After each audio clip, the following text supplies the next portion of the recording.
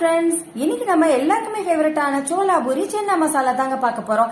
சொல்லும் போது எவ்வளோ ஆசையா இருக்கு பாத்தீங்களா. 2 கப்பு மைதா, 2 ஸ்பூன் ரவை, 1 spoon white sugar, 1 spoon salt, 1/2 spoon baking soda, 2 spoon எண்ணெய், 1/2 கப்பு கட்டியான தயிர் நல்லா மிக்ஸ் பண்ணிக்கோங்க. இப்ப கொஞ்சம் கொஞ்சமா தண்ணி சேர்த்து மாவோட பதம் கெட்டியா வர்ற அளவுக்கு நல்லா பிசைஞ்சு வச்சுக்கோங்க.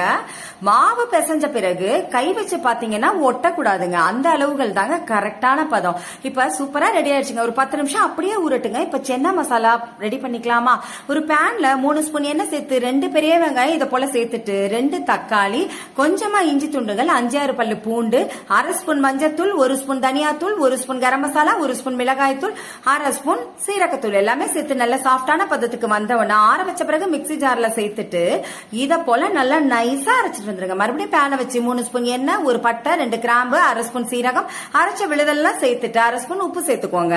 இப்ப நான் கொண்டக்கடலைய 8 மணி நேரம் ஊறப்பட்டு குக்கர்ல சேர்த்து இதை போல நல்லா சாஃப்டா வேக வச்சு வச்சிருக்கேங்க. அந்த தண்ணியோட பவுல்ல சேர்த்துக்கலாங்க. இப்ப நல்லா கலந்து விட்டுருங்க. இப்ப மூடி போட்டு வச்சுட்டு ஒரு 10 நிமிஷம் கழிச்சு பாத்தீங்கன்னா அவ்வளோ சூப்பரா ரெடி ஆயிடுச்சுங்க. இப்ப கொத்தமல்லி இலைகளை தூவி விட்டுட்டு ஒரு பவுல்ல மாத்திக்கலாங்க. சென்னா மசாலா ரெடி ஆயிடுச்சு. இப்ப ஒவ்வொரு பூரியா விரிச்சுக்கலாம். பாருங்க, இத போல ஒவ்வொரு பூரியா செஞ்சுக்கோங்க.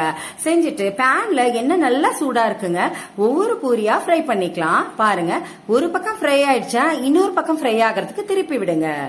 திருப்பி விட்டுட்டு சூப்பரா ரெடி ஆயிடுச்சு பாத்தீங்களா. பூரி எடுத்து வச்சுட்டு எல்லா பூரியும் இத போலயே செஞ்சு வச்சுக்கோங்க. அவ்வளோ சூப்பரா ரெடி ஆயிடுச்சுங்க சென்னா மசால் சோலா பூரி. ஐயோ, நான் போய் சாப்பிட போறேன். நீங்களும் இத போல ட்ரை பண்ணி பாருங்க. உங்களுக்கு